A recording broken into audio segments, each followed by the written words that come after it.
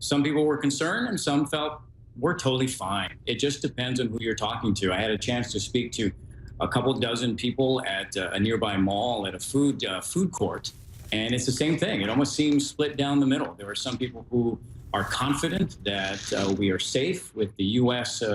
Bases here, and there are other people who are not so sure, just based on all that's going on around the world that we hear about in the news. Yes, we have 2 military installations here, and most people forget that an attack on Guam won't just be against the U.S. military, it will be against the people.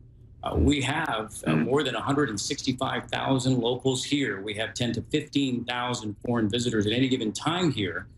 So Guam is bustling. It's got a thriving tourism industry. And if something was to happen, of course, it would certainly cripple that. But everyone is confident that this is just North Korea once again, just one of its scare tactics. There have been threats made by the North Koreans against Guam in the past. It's happened before. It'll probably happen again. But given the current climate and what the U.S. intelligence revealed on Tuesday about the more advanced ICBMs that the North Koreans have, is it different this time? Does it feel different? Is there an elevation of tension?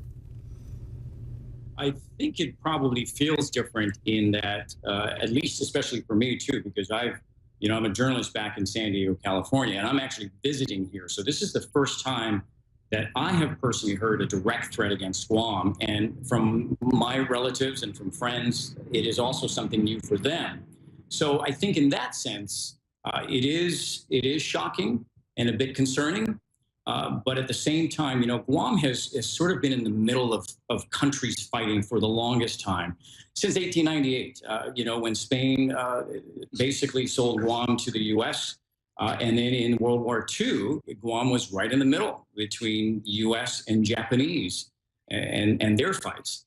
So Guam is always caught in the middle of all of this. And so on one hand, we've seen this before, but on the other hand, it's still always concerning when you know that North Korea is nearby.